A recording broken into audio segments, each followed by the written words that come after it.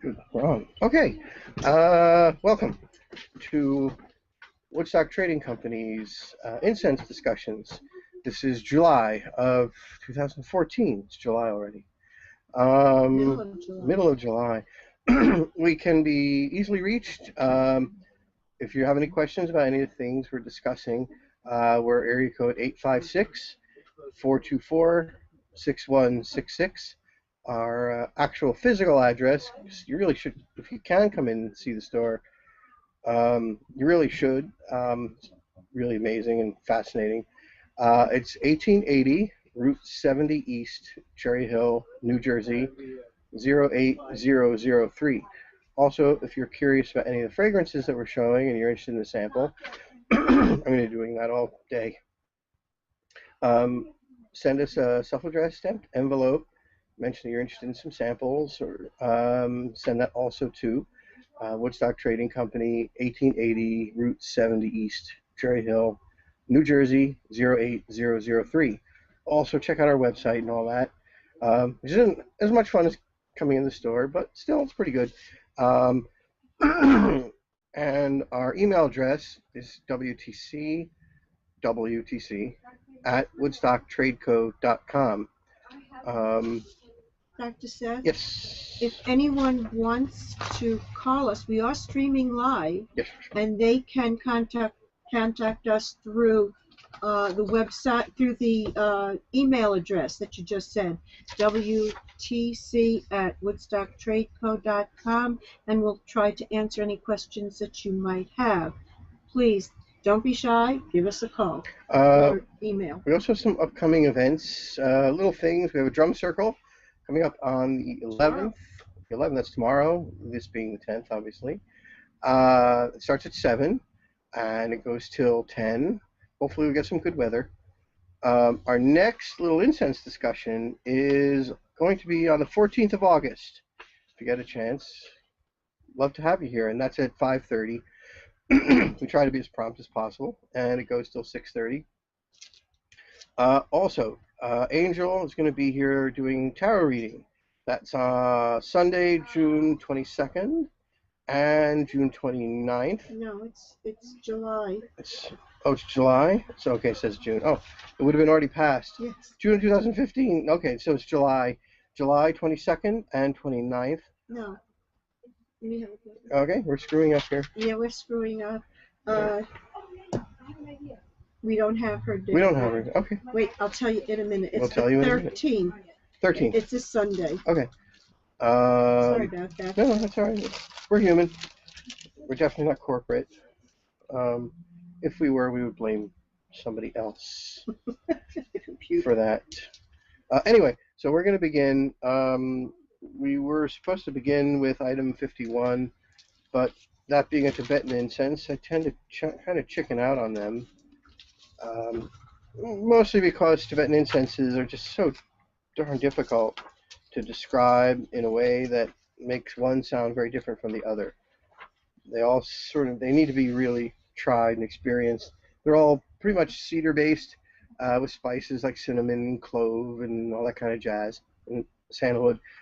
And some have more of one than the other, or more cinnamon, or more clove, or what have you. They're just really, really challenging. Probably too challenging. There probably is somebody who's skilled enough to do that. I'm not that person. What is the name of this? This is item number 52. It's a Japanese incense called Rangetsu. I don't speak Japanese. I know essentially no Japanese. I was told it refers to the moon. I don't know. If anybody out there who speaks Japanese, give us a call or email or whatever. Tell us if that's right. Apparently, it doesn't have a number? Number 52, I believe, is right. How do you spell it? Rangetsu.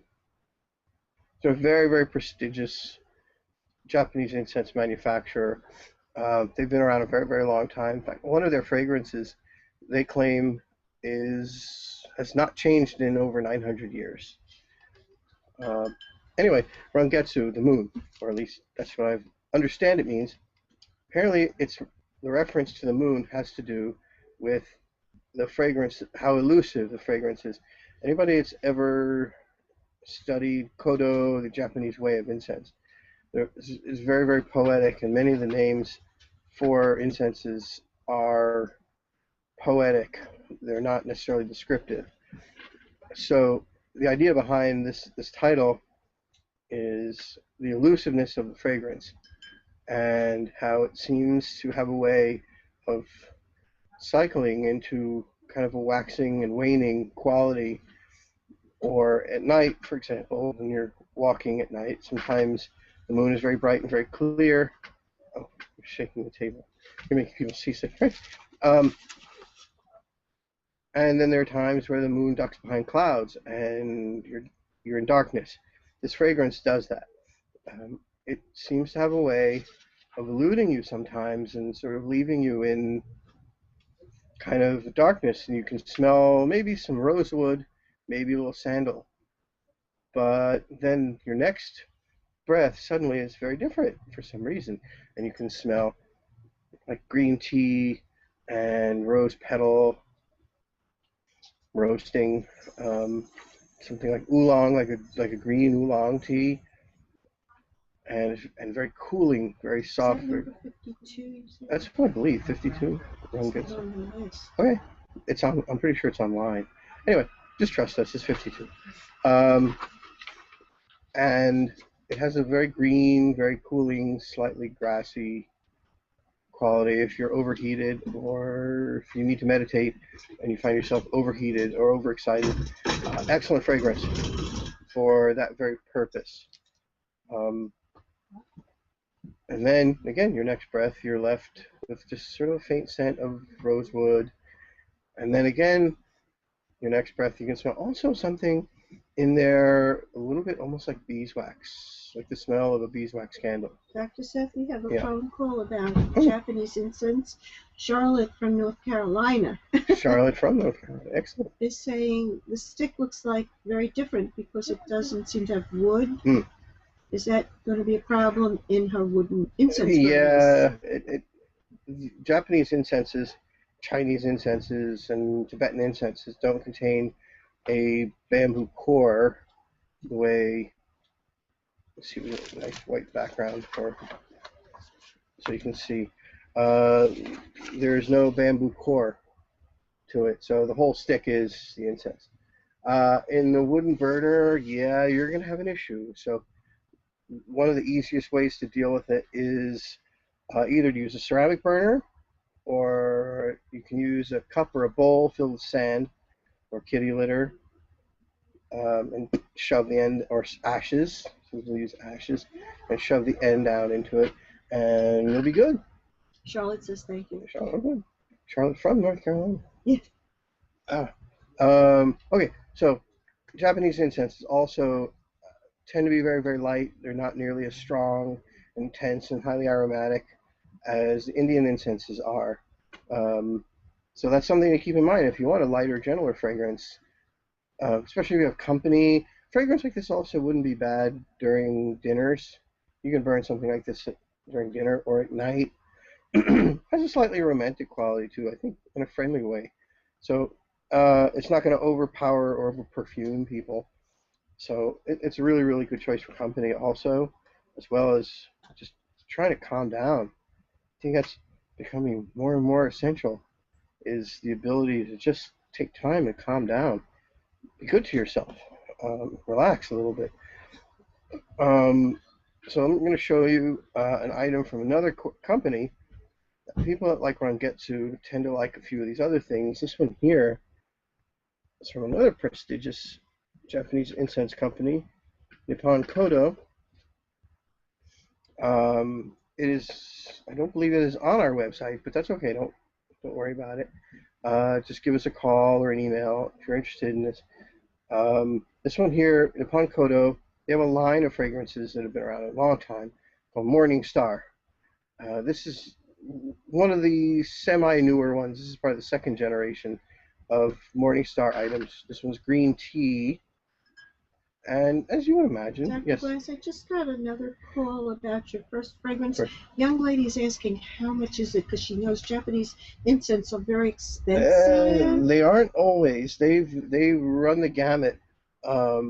Japanese incenses, some of them. This is the bundle of Rangetsu, and a bundle such as this is $2.50. So it's a very inexpensive one. And it doesn't burn all that quickly.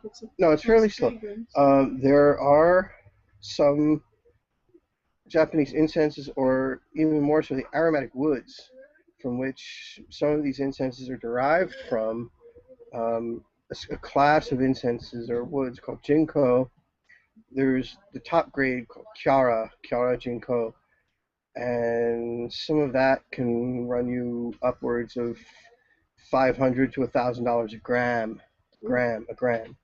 Okay, for those that didn't grow up during the Carter administration, a gram is a 28th of an ounce, approximately. 454 of them is a pound.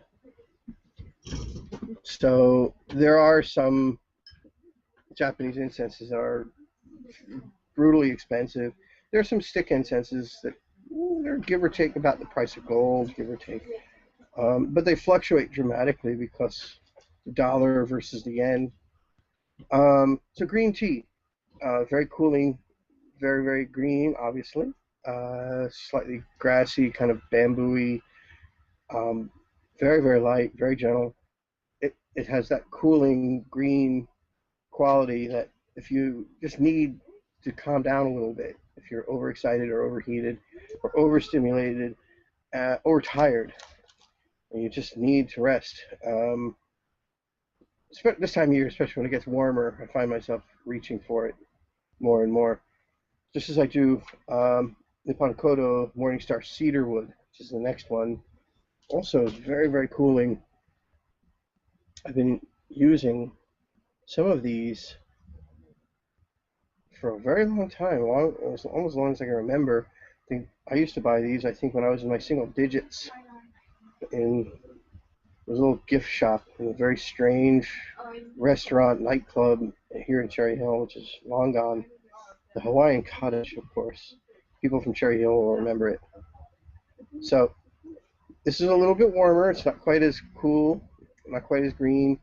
It has a little bit of the, when cedar's introduced to incenses, you'll notice something in it that will remind you a little bit of apple or baked apple or apple peel. Again, it's very, very light, not powerfully aromatic like the Indian incenses can be.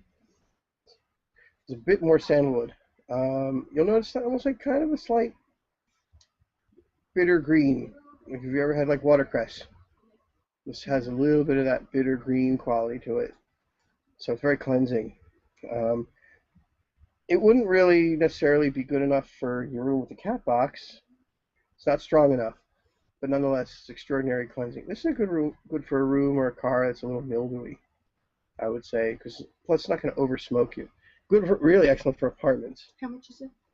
These are $3 for a little box. I think it's 40 sticks, 50 sticks, 50 sticks. They come with these little tiles.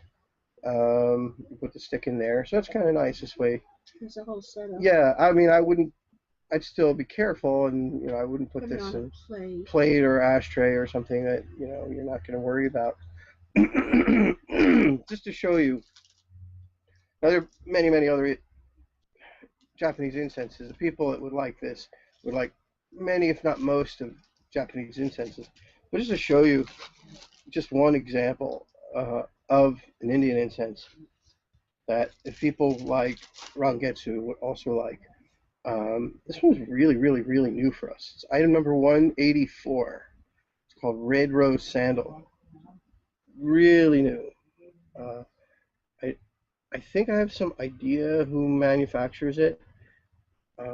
If it's not that company, it's somebody that's trying to emulate them. That being the Schroff perfumers. They have a very distinctive touch to things, and if they didn't manufacture this, then whoever did is trying to emulate their approach to fragrances. So anyway, you'll notice immediately a good nice note of white sandal, and more so a real nice dose of red sandalwood, which differs in that it's not nearly as balsamic. It also has a slight kind of austere, I want to say bitter edge, I suppose, almost a little bit powdery. You'll smell cardamom and coriander seed, and a little bit of black cardamom, which I think might be why I'm getting a slight bitter edge. Here, see what you think. I'm really not sharing these, and I should. It's very similar in some ways to Schroff Sandal Flora. It's very dry. Yeah, it's very dry. It's not sweet. It's not floral. Red sandalwood and white sandalwood predominate, despite the rose in the title. It's not a very powerful. It's not a floral hardly at all. You might catch a slight note of like rose crystal, something a little darker than rose oil. It's somewhere between Schroff Sandal Flora and Schroff Amber Rose. Somewhere between those. Very sophisticated, very light, very gentle. That's the thing about Japanese incense, their sophistication and relative introversion. Sort of a little bit reminds me of Chanel No. 5 for some reason. Japanese incenses often require a little more attention. Sometimes they require time to focus on. They're much more introverted. They're not as obvious, not as upfront as Indian incenses tend to be. In fact, there's a term for listening to a fragrance, which is not just passively trying to smell something, which is you don't really try to passively do anything, but to make a real effort to try and think and analyze and understand the components of a fragrance, just as you would listen to a piece of music, as opposed to just hearing it playing in the background. So we're going to go to something extraordinarily powerful, which I'm almost tempted to skip past and come back to. Maybe I'll do that. If we have time. Let me make a little mark here.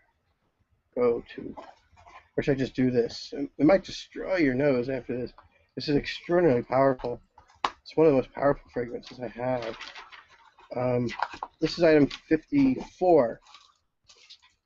And this is Tulasi Flora. Tulasi. Fortunately, most of the spellings are phonetic. There are only a few exceptions where the spellings are a little bit difficult. I'm a terrible speller. It's one of my weaknesses. Fortunately, this is phonetic. Okay, it's a classic Flora type incense, which means it's very big, very powerful, super complicated. They tend to be very sweet, as this one is. It's a combination incense. Durbar style incense. So it's full of aromatic oils as well as aromatic resins. One of the first things you'll notice, as far as really, it's got a very, very wide bass note. Huge, wide bass note. It's full of resins, ambers. There's one in here that's very similar to one I used to get all the time called Celestial Amber. Definitely in there. If not, it's identical to it. Honey amber. There's even red crystal amber, which otherwise I can't get. It's as close as I can get. Huge, powerful. Also, it has a slight kind of sweet and sour nature to it. Something a little bit tart that counters the sweetness. I think it's very, very, very pleasant up here. I'm just curious, get another note of frankincense as well. Again, part of its base notes. You'll pick up something kind of lemony or citrusy in there. Oh, it's very sweet fragrance. Yeah. But it's not cloying or sickening. It doesn't have that. Dry. Yeah, it doesn't have that confectionery candy-like quality. It doesn't really seem to quite have that nature. It's really ambers and frankincense and some benzoin resin in there as well. Benzoin counters it. It's one of the strongest ambers I've ever smelled. It's very, very strong. Very, very amber. You can really, I can almost see the resin in it. I think it's in our top 10 or top 5 maybe of powerful fragrances, which... But it's not overpowering. No, really, it's so well distributed. It's sort of like carrying a heavy weight on your back as opposed to in front of you. Its attack is bass notes, predominantly bass notes. So it's like a very, very strong, powerful rhythm section, basically. Just to show you an example of something much, much brighter and more aromatic, more of the florals, rose petal, rose crystal, is item number 100. And this is Shanti Flora, which wowed me. I'll never forget the first day I tried this. And I was not quite expecting anything this powerful. And if I was expecting anything as powerful, I wouldn't have expected to like it as much as I really, really do. I tend to appreciate lighter, more primitive, woodier, resinous fragrances. This one here was really a big surprise for me. It's colossal. I mean, it's so broad. One of the things you'll notice immediately is a camphorous note. That is true camphor, not mothballs. True camphor. That stuff's naphtha, and it's awesome. This you'll smell like most good camphor, natural camphor is Borneo, from Borneo, still is. Most of it is synthetic. There is a subtle difference when you try them one to the other. The natural camphor is a little more complex. It doesn't seem quite as strong, maybe because there are other impurities in there that you're picking up as well. Anyway, it's not terribly floral, but it's extraordinarily powerful. Sandalwood, frankincense, something camphorous, also rose crystal, which really is hardly floral at all. The ambers in here, in fact, you can see some of the amber on the surface. Ambers tend to sublimate and recrystallize. It's kind of it's similar to distillation. It would be more like a refluxing process. Here, let me show you this. This is probably our second or third most powerful incense we have, but it's so evenly distributed in its aromatic oils. You'll smell aromatic oils, and you'll smell spices. Oh yes, very much so. Yeah. There's some interesting spices at work in this. Certainly cinnamon. That's pretty obvious. It's not clove, but it's something akin to it. Something like nutmeg. It might be mace. It might not even be nutmeg, but mace is very, very similar. There probably is some black cardamom in here as well, which you'll smell as sort of a slight phenolic note. Like kind of almost smoky, slightly smoky. It's one of the secret ingredients in some people's Bloody Marys. Black cardamom. It's one of those little secrets. But it's huge fragrance. Excellent for, room with the cat box, laundry rooms, stuff like that.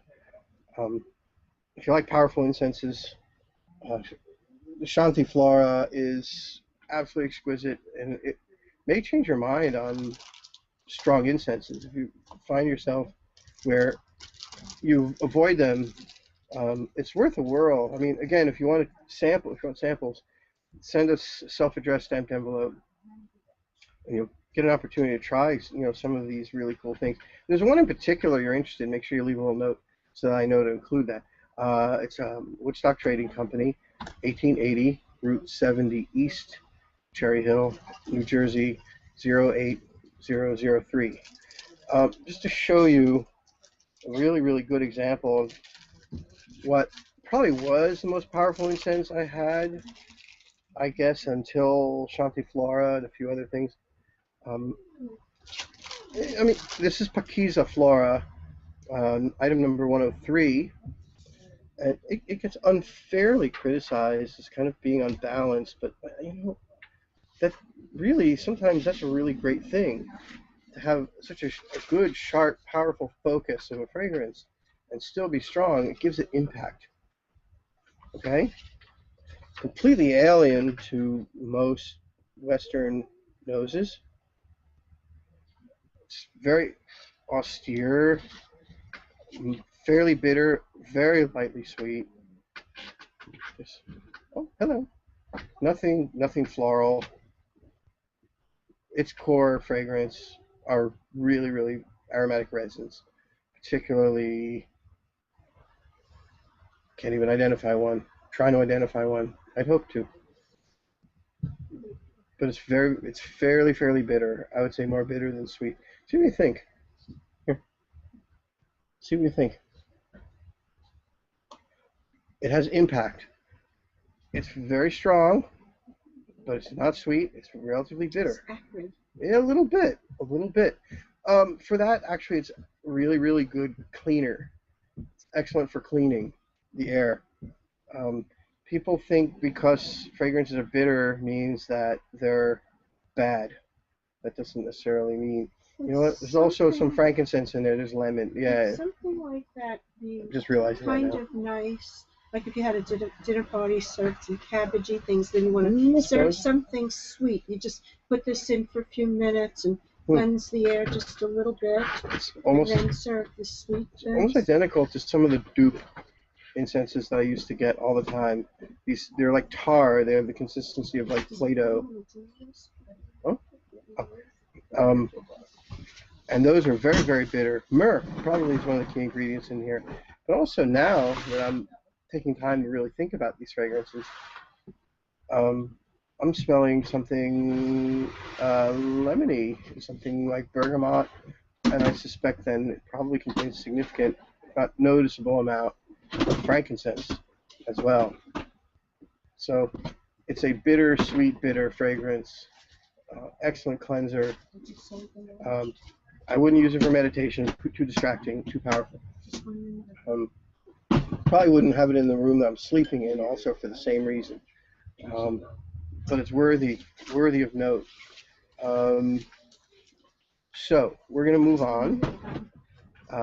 This goes by the title. This is item number 55. The packaging is. Which was that fragrance?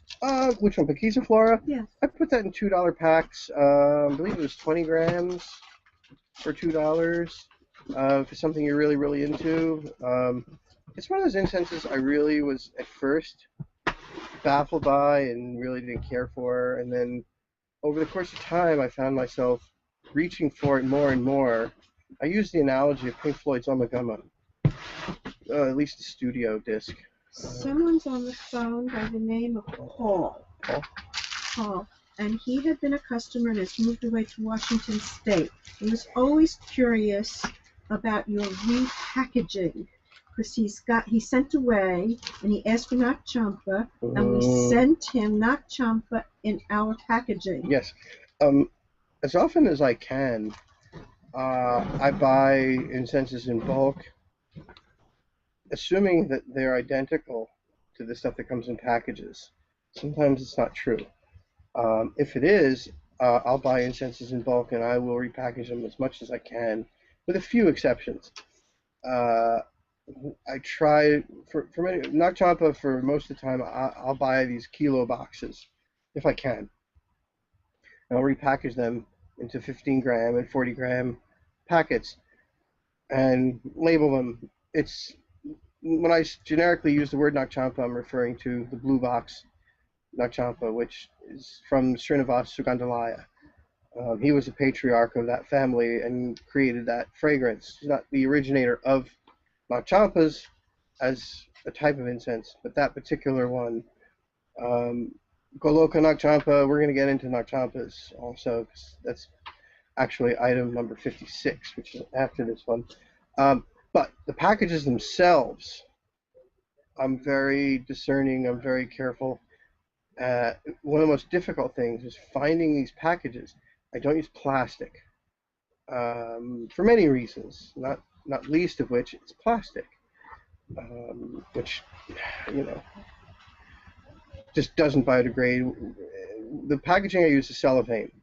All right, a couple of reasons why I use cellophane. One, besides it being biodegradable, in fact, it's so biodegradable that the manufacturer that I buy this from, they don't recommend buying packets that the quantity of packets that's going to last me much more than 6 months.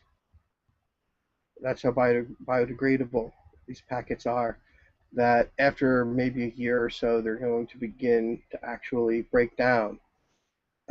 Okay, so the other reason, and you can argue more important or not, is the fact that fragrances tend to be oil-based, all right? If you've ever tried to dissolve sugar into oil, you can't. Cellophane is a polymer of glucose type of sugar. It's chemically identical to starch. It's chemically identical to paper. The way the molecules are linked together makes it different than starch. It just has to do with the way they're bound together. Now, to give you an idea how careful I am, when I purchase cellophane, now I don't even know this pack, so this is one of those, they always tell like lawyers, never ask a question that you don't know the answer to. Here's a pack, and the way to test if it's cellophane is by the way it burns. Okay, let's see. If it's plastic, this will ball up and crinkle up and melt. If it's cellophane, it's going to burn like paper, and then you'll get this black ash. And if you smell it, it smells like burnt paper or like that caramel smell, which is burnt sugar. So it has like a burnt edge. So that's how you can tell that it's cellophane. And I believe this company, they use scrap cottonwood. I think it's their source. And now I have to order like kind of a custom size because so you can see that's the ash I was telling you about. You're not going to get that with plastic. Plastic will melt and little bits of fire will drip down all over the place, burn like napalm. So anyway, sugar. Because the nature of sugar, it's a polar material. Oils are non-polar material. It's almost as effective as glass, or a metal container. It's almost as effective. In some ways, it's even better because it allows the passage of moisture. Okay, this way these things aren't going to mildew. If it's plastic, do a trick. Take some cloves and put them in a plastic bag, and in about a few minutes, you'll be able to smell the cloves right through the plastic. So oil is going right through the plastic like it's not even there. Dr. Seth, I just got a phone call from a fellow by the name of Steve. Mm-hmm. He had been a customer of ours about 25 years ago, and he sat down when he was like a junior in high school, and you started to talk to him about all the different components of your cellophane bags. Yep. And he got so intrigued, he wound up actually having a course of study in chemistry because it made sense to him. It wasn't just numbers on a board. He saw practical application. Sure. He wants me to say thank you to you. It's sort of the beginning of like... Thank you for the insight into things. Oh, well, it's sort of... When you start to learn this stuff, it does become intuitive. And you're like, you can look at things and say, well, will that dissolve, will that not dissolve in this solution? And some things more than just dissolve, they actually dissociate, which freaked me out when I was like learning about water chemistry and just taking table salt and putting it in water. It doesn't actually dissolve like sugar dissolves. This stuff completely is ripped apart. And water in its weird way is kind of aggressive stuff, pretty violent, pretty aggressive stuff.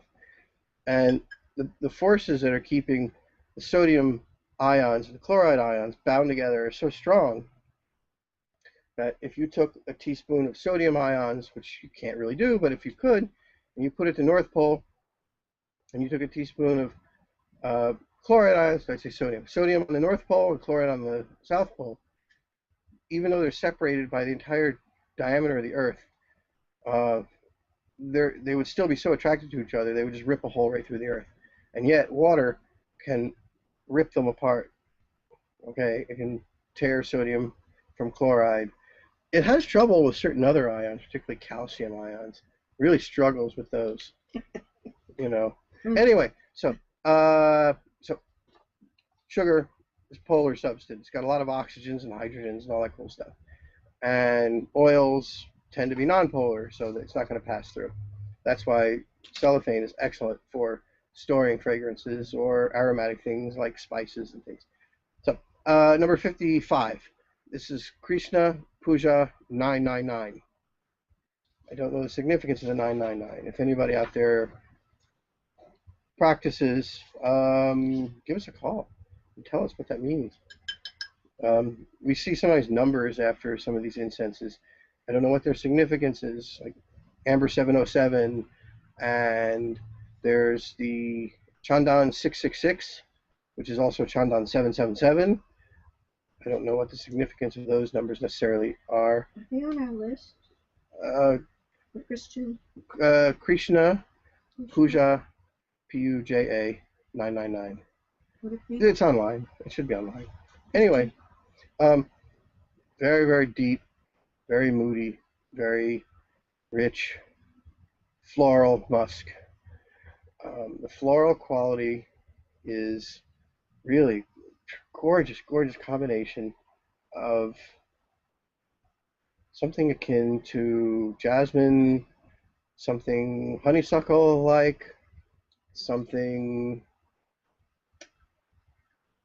a little bit like orange blossom, a little bit. Bears some similarity to a perfume called white ginger. In fact, there is something somewhat sparkly in here that is gingery.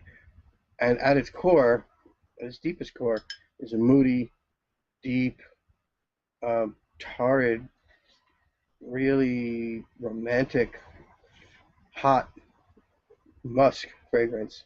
Very, very potent. If you're a floral musk enjoyer, then this will amaze you. And if you're not sure, or if you've been turned off by some musks or some florals because they're just too sickening, too strong, this one might change your mind. It's very heady. It's an intoxicating perfume. It took me by surprise. The first time I tried it, I wasn't prepared for it, and I was ready for something. I looked at the packaging. The packaging was so primitive and simple. I was expecting a primitive, simple fragrance, and what I got was quite the opposite. A really deep, moody, indoor, warm fragrance.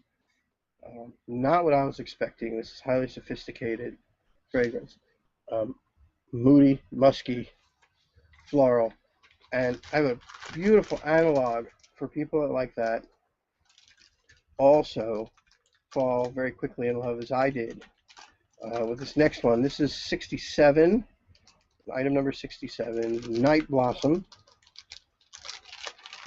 This is even, if you've ever used the perfume white ginger, this is even closer match to it. This also has that orange blossom jasmine quality, but it's much lighter on the musk component. So if the idea of musk might not be to your liking, then certainly Night Blossom is worth a try. It has a very tropical, islandy quality about it. There's something almost pina colada-like as well going on, which I never really noticed until right now. See what you think. Remember I mentioned white ginger. We have a white ginger user here. Oh, right? Florida. Yeah, Florida is a very tropical. Florida, and you don't have to play at Christmas time. Yeah, it does have that orange blossom or orange grove quality. It's not nearly as hot or warm fragrance as Krishna Puja. It's a little bit cooler. It's a bit more open window, like a bit more springy rather than summery. Gorgeous fragrance, absolutely gorgeous. If you want to give a floral that's not like your typical cloying rose or jasmine kind of thing, this is very atypical. It's expertly formulated. We're doing that all day. Expertly formulated, really, really, really worth your time. So I did mention rose fragrances along with this. I don't mean to sound negative about rose fragrances. I really shouldn't, because I like some of them. And people that like the Krishna Puja 999 will very often really appreciate this particular rose out of all of them. This one is green rose. This is item number 12. So, and this can really begin people into really understanding rose incenses. And some people have been turned off to rose incenses, because most of the ones they've had have just been just entirely too strong. And you really have to either work your way up to them, or you just discover that I don't particularly like them. That happens. So this is a very gentle rose, musk, cedar kind of thing. All right. The cedar is part of its base. You smell again something like either apple peel or baking apple, something cinnamony at work in it. It's a warm rose. Subtle musk quality. The cedar, if you ever, people even use pencils anymore. I don't even know. If you ever open up a brand new box of pencils, you'll smell that cedar. Or like the bedding for hamsters and stuff. Well, they don't use cedar anymore for hamsters. That's right. So I'm speaking about things that most people don't know about anymore. Anyway, here, see what you think. There's another element to that fragrance that you may not know much about it, but when I tell you, There's a darkness. Well, that's the musk. Yeah, It's a definite. It's a moody. It's very moody. Yeah, it's dark. It's that torrid, slightly torrid, romantic, musky quality. Sexy. There's also something in there that it's a bit of the smell almost of Play-Doh. People love the smell of Play-Doh. I was fascinated by that reality. I think it's a proprietary fragrance, they claim, but I think it has something to do with a preservative that's in it. Keep it from turning moldy. Interesting. That's what I believe. Like methylparaben or one of those kind of things. Anyway, this bears certain similarities. I can't, to another one I have called Crystal Rose, which is similar to this, much more potent, much more upfront, more of that musk, even more, and rose crystal, hence Crystal Rose, that I believe is manufactured by the same guys that make Primo incenses. So this could also fall in that category. If you ever use from us green patchouli or Egyptian or precious sandalwood or superb sandalwood, I believe these all come from the same manufacturer, I suspect. This being much, much lighter than any of those. I just got an interesting email from a gal by the name of Jessica. I don't know if this is possible, but what she was asking is, Dr. Seth, she's saying, could you make up a questionnaire that we could respond to so that you could help to make a sample packet of incense, a personal sample incense for around $15 to ship to me? Is it something you might be able to do in the future? I can try. I mean, I can always try. Something interesting? If there are people out there that might be interested in your own personal vocabulary of fragrances, perhaps we can do something very special for you and keep it around $15 to $20 and see if you enjoy something like that and give us some feedback, and we can all be part of this experience. I can always try. Just an interesting If thought. I fail, I fail. I can always try. Yeah. Well, I won't know if I failed until I get a response. Right. So if the results are negative, it's more of really my failure. Okay. How to word questions is very difficult. Well. But I can try. Yeah, perhaps at our next meeting we could think about it and get it more concrete. Well, the first question always will be, what have you used in the past and have liked? And if you can tell me why, that's the hard part. And just as important, what have you used in the past that you haven't liked?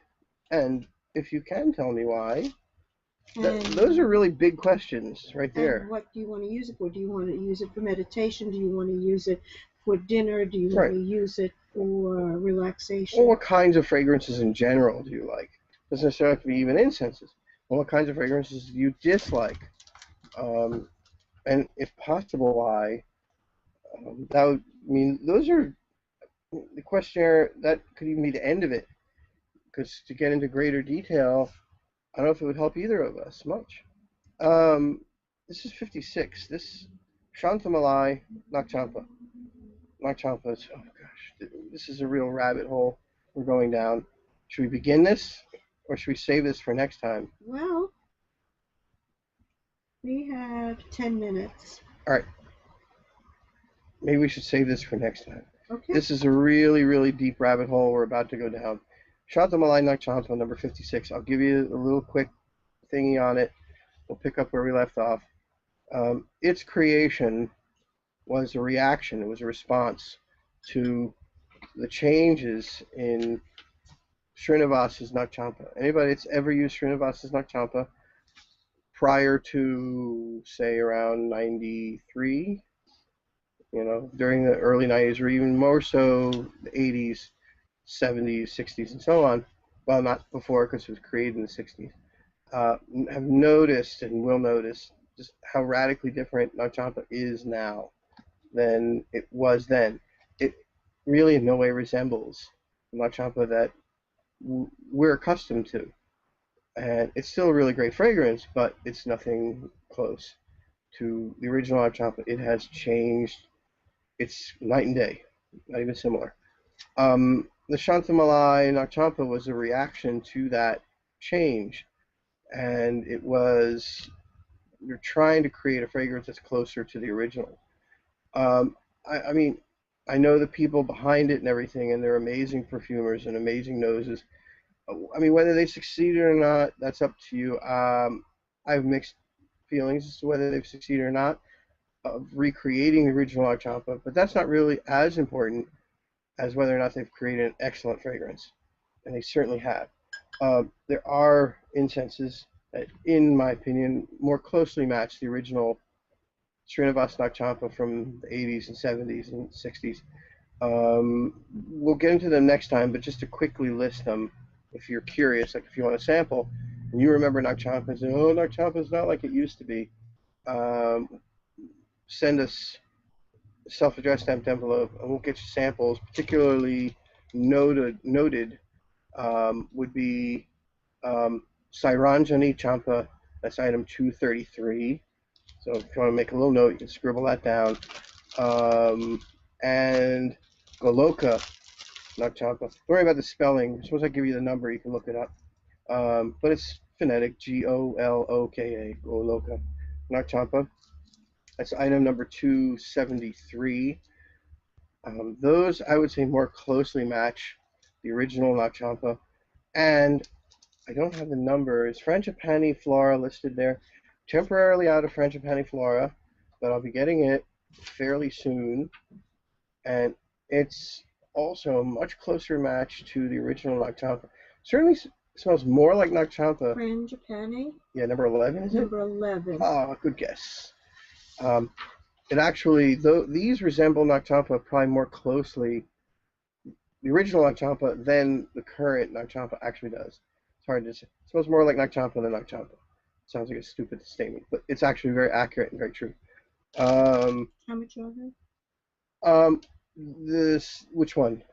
Okay, I think I have that. The Frangipani Flora comes in these inconveniently sized packages of like 40 grams, and they're I think like $6 or $5.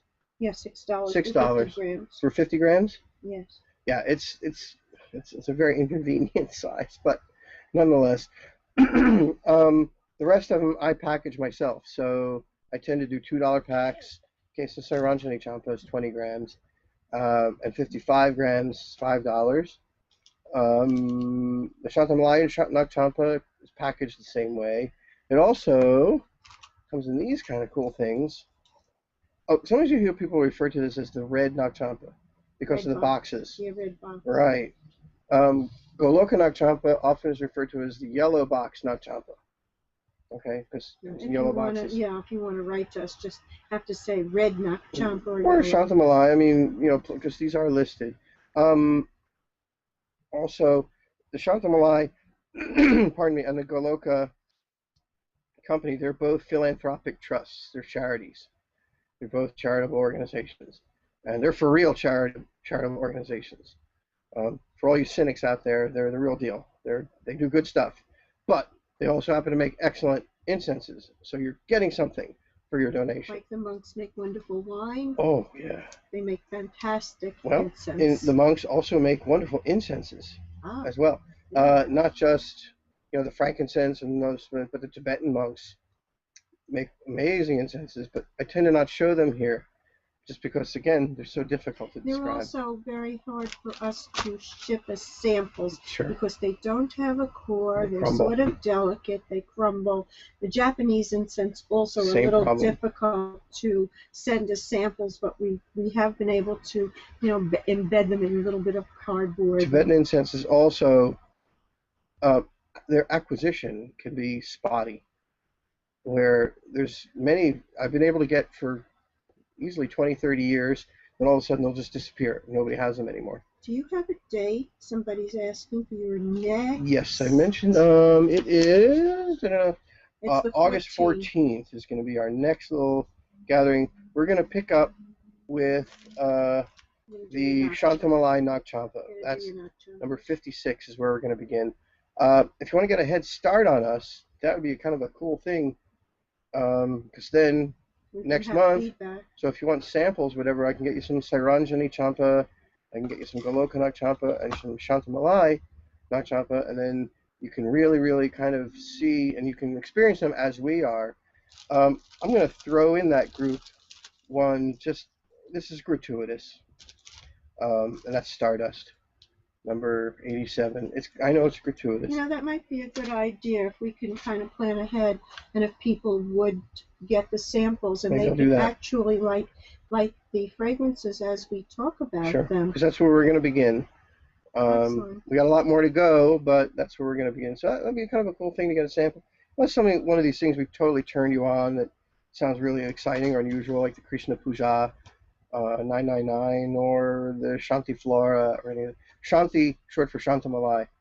Same outfit that makes the Shantamalai Nak Champa, just for your edification. Dr. Seth, just tell them we have just another minute how they can write for the samples. I think you have the address. Yeah, write to us. It's Woodstock Trading Company, self-addressed stamped envelope, 1880 Route 70 East, Cherry Hill, New Jersey, 08003. Phone number? Yeah, sure, 856-424-6166. Give us a ring. If you can come in the store, that's really, really dynamite. Check out the website. It's pretty involved and pretty cool. But it's in no way, you walk in the store, it's like the chocolate room in Willy Wonka. It's crazy. It's really, really something. I recommend it. And we see you again. So we'll see you August 14th at 5:30. Thank you so much. Sure. Thank you. So we'll need Jim, I guess, I don't know how to, Jim, we're just about done that. Thank you, everyone, for listening. Yeah. Ooh, for listening. Excellent. Cheers.